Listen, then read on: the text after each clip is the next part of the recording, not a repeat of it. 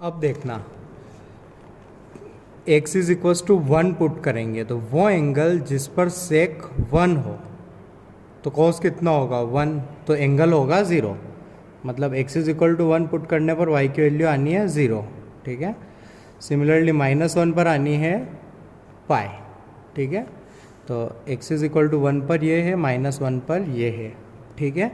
अब सेक inverse x को जब 0 डालूंगा, डाल तो सकता नहीं मैं, इसका ग्राफ मेरे को सिर्फ इधर और इधर बनाना है, मतलब x को बढ़ाऊंगा, ठीक है।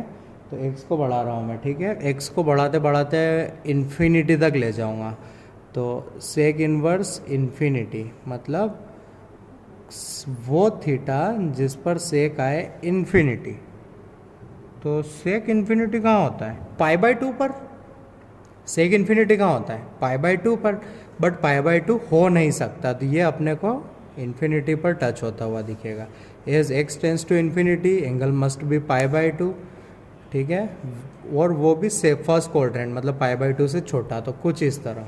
सिमिलरली इधर यहाँ था पाई, -1 पर आंसर था पाई, धीरे धीरे घटाऊंगा तो जैसे इन्फिनिटी को अप्रोच करेगा ये कितना हो जाएगा π/2, but from upper side, from second quadrant means negative infinity, ठीक है।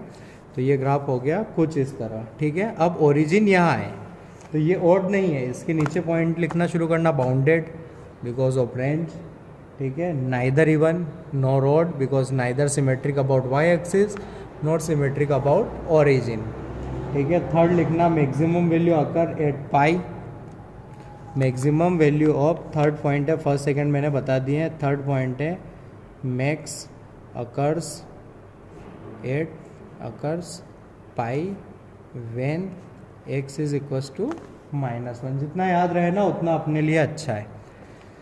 जैसे जैसे x की वैल्यू बढ़ा रहे हैं, क्या सेक इन्वर्स x बढ़ रहा है, हाँ, तो sec inverse x is increasing, ये साइन होता है इंक्रीजिंग का, sec inverse x is increasing. और पांचवा जो कि सब में लिखा है कि sec inverse x is aperiodic, म्हणजे पीरियोडिक नहीं होता है ये, ठीक है, बराबर।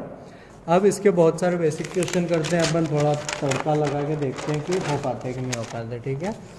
फर्स्ट क्वेश्चन है आपका, find domain and range of following function, following function. First है sine inverse of greatest integer x। अब इसमें दो है, एक इनवर्स फंक्शन और ग्रेटेस्ट इंटीजर, सब लिख लो हिंदी में। इनवर्स छोटी होती है, मतलब इनवर्स की डोमेन छोटी होती है, तो साइन इनवर्स की डोमेन कहाँ से कहाँ तक होती है, -1 से 1 तक, तो ग्रेटेस्ट इंटीजर x को होना पड़ेगा -1 से 1 तक, ध्यान देना। अब ग्रेटेस्ट इंटीजर -1 से 1, ये आंसर क्या देता है, इंटीजर है ना, सिर्फ इंटीजर आंसर देता है ना। ग्रेटेस्ट इंटीजर क्या क्या हो सकता है, एक तो -1 हो सकता है, या तो 0, बिकॉज -1 से 1 के बीच में सिर्फ और सिर्फ 3 इंटीजर आते हैं, बराबर ना। अब ग्रेटेस्ट इंटीजर आंसर दे सकता है -1 से 1 तक, बट बेचारा इंटीजर देता है, इसलिए we have only 3 integers. Now greatest integer x को -1 देने के लिए x क्या क्या चलता है, तो मैंने ऐसा बनाया, यहाँ होता है -1, ग्रेटेस्ट इंटीजर -1 कब तक देता है, -1 से 0 तक। तो इसके लिए आंसर आया कि x बिलोंग्स टू -1 से 0। जैसे ही 0 होगा आंसर दे देगा 0। 0 के लिए x कहाँ तक चलेगा, 1 तक, बट नॉट 1। तो x 0 से 1 तक, ये रहा इसका। अब 1 से 1 देने के लिए 1 से 1.999 तक, तो x 1 से 2 तक, ठीक है। जब x ऐसा रहेगा तब ये होगा -1, ऐसा रहेगा तब ये होगा 0, और ऐसा रहेगा तब ये होगा 1। क्लियर। तो अपनी डोमेन कहाँ से कहाँ तक आ गई, x belongs to -1 to to नहीं हो सकता, -1 to -1 to 2, सही है ना। ध्यान दो कैसे अप्रोच किया। इनवर्स के अंदर -1 से 1 आता है, इनवर्स के अंदर ग्रेटेस्ट इंटीजर x था जिसको -1 से 1 होना चाहिए, बराबर ना। अब ग्रेटेस्ट इंटीजर, बेचारे गरीब का नाम है इंटीजर, तो ये तो इंटीजर आंसर ही देगा ना, मतलब ये 3 आंसर दे सकता है। -1 कब देगा, तब। 0 कब देगा, तब। ये तो अगर ऐसा ऐसा होगा, ये अंदर जाएंगे, ये अंदर जाएंगे, तो इसको चलेंगे, इसको चलेंगे, तो इसकी डोमेन आ जाएगी।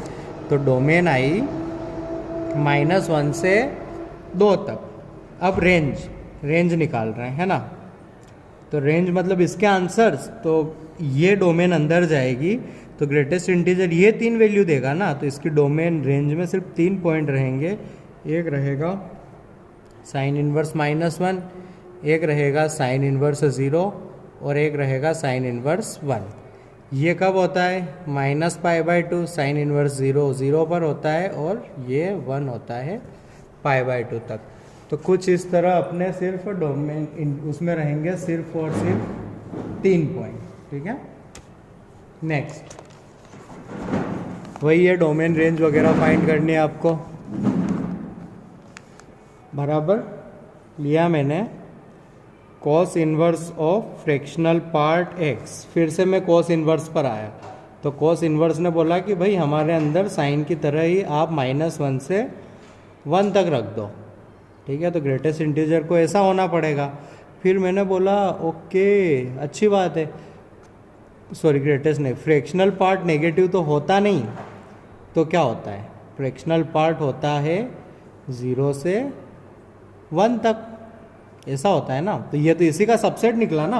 मैंने कहा कोई इशू ही नहीं मिल रहा मेरे को। अच्छा, ये 0 से कब 1 तक ही कब आंसर देता है, हमेशा, क्योंकि भाई फ्रैक्शनल पार्ट की डेफिनेशन ही है कि वो हमेशा आंसर 0 से 1 देता है। अरे भाई फ्रैक्शनल पार्ट की रेंज क्या होती है, 0 to 1, तो कॉस इनवर्स के अंदर हमेशा जा सकता है। तो डोमेन क्या हो गया बोलो, हमेशा, हमेशा म्हणजे x बिलोंग्स टू R। अब रेंज निकालने के लिए, अब रेंज निकाल रहे हैं, अब क्या निकाल रहे हैं अपन, रेंज। तो ध्यान देना, कोसेक इनवर्स में जा रहा है 0 से 1, कहाँ से कहाँ तक जा रहा है, 0 से 1, मतलब 0 हो रहा है, वो एंगल जिस पर ये 0 हो, मतलब π/2, वो एंगल जिस पर ये 1 हो, तो वो 0, π/0 हो रहा है, तो π/2 पर ये वाला, 0 पर ये वाला, ये हो गई रेंज, ठीक है, बराबर। समझ रहे हो ना, 0 हो नहीं सकता बिकॉज 1 नहीं हो सकता है आपका greatest, sorry fractional part function, तो इसलिए कुछ ऐसा। थर्ड एग्जाम्पल है साइन इनवर्स ऑफ e⁻x। फिर मैं साइन इनवर्स पे आया, तुम्हारे अंदर क्या चलता है। तो इसने बोला कि आप सर एक काम करो, -1 से 1 तक कुछ भी डाल दो। फिर मैंने देखा अच्छा e⁻x, तेरा तो ग्राफ आता है मेरे को, तेरा ग्राफ कुछ ऐसा होता है, बराबर ना। जब x = 0 डालते हैं तब 1 आता है, तो 1 से छोटा चाहिए था, मतलब 1 से छोटा इधर इधर है ना, 1 से छोटा इधर इधर है। कब है, जब x बिलोंग्स टू -∞ to 0 हो, 1 चल रहा है ना, तब तक e⁻x 1 से छोटा रहेगा और साइन इनवर्स को चलेगा, मतलब ये हो गई डोमेन। अब रेंज देखते हैं। अब साइन इनवर्स के अंदर साइन इनवर्स के अंदर क्या जा रहा है, e⁻x की वैल्यू जा रही है 0 से 1 तक, e⁻x की वैल्यू जा रही है 0 से 1 तक।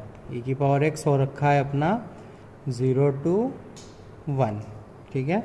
0 कभी होगा नहीं। अब 0 साइन इनवर्स ऑफ 0 होता है, साइन इनवर्स ऑफ 0 होता है 0, और ये होता है π/2, तो ये हो जाएगा आपका 0 to π/2, ठीक है। क्लियर है ना, स्ट्रेट फॉरवर्ड क्वेश्चन है। डोमेन मतलब x की वैल्यू, तो x की वो वैल्यू जिससे e⁻x 1 से छोटा रहे, तो -∞ to 0। जब x -∞ to 0 रहेगा तब e⁻x रहेगा 0, जो कि इन्फाइनाइट पे होगा, मतलब नहीं होगा, और 1।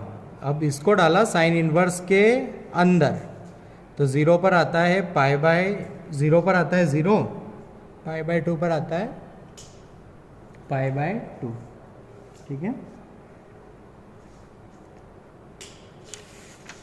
थर्ड,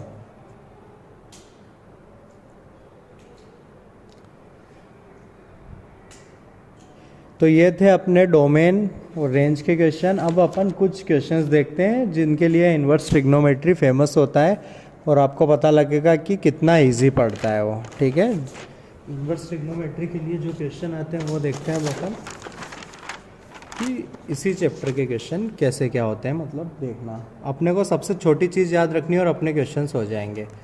क्वेश्चन है find the value of, first part है sine of 2 times sine inverse 3/5। तो जब भी इस टाइप के क्वेश्चन आए ना, अपने को सिर्फ एक बात बोलनी है। क्या बात बोलनी है? कि जो इन्वर्स होता है वो बेचारा बस एक एंगल को डिनोट करता है। किसको एंगल को डिनोट करता है? किसको डिनोट करता है? एंगल को। क्या करना है? Let sine inverse 3/5 is equals to theta. जैसे ये लिखा ना, अगर आप क्वेश्चन गलत नहीं करना चाह रहे हैं तो एक लाइन और लिखो कि जो थीटा है वो होगा -π/2 से π/2 मस्ट कंपल्सरली, बराबर ना। ये लिखना बहुत ज़रूरी है।